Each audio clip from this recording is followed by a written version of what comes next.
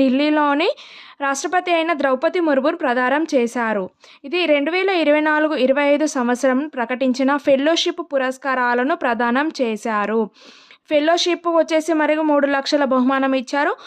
అకాడమీకి ఎంపికైన వారికి 1,00,000 అమౌంట్ బహుమానము చేశారు. ఈ 11 మంది ఎవరెవరో చూద్దాము. 11 మంది వచ్చేసి మనకు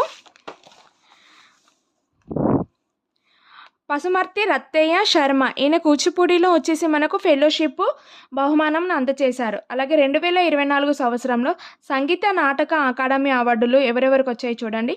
కొమండూరి శేషాద్రి వయోలిన్, సూర్యనారాయణ కుమారకి కూచిపూడిలో వచ్చింది, రాజేశ్వరి సాయినాథ్ భరతనాట్యము, గుమ్మడి గోపాలకృష్ణకి నాటకం, దుర్శెట్టి రామయ్యకు తెలంగాణ జానపద నృత్యము, ఓలేటి రంగమణికి నృత్యము.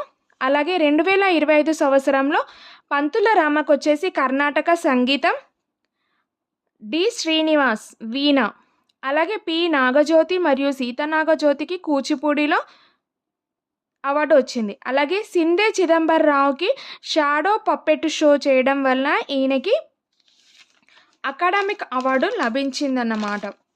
నెక్స్ట్, దేశము 80వ స్వతంత్ర దినోత్సవాన్ని పురస్కరించుకొని మధ్యప్రదేశ్లో భూపాల్లో ఒక సరస్సులో తిరంగా బోట్ ర్యాలీని నిర్వహించారు.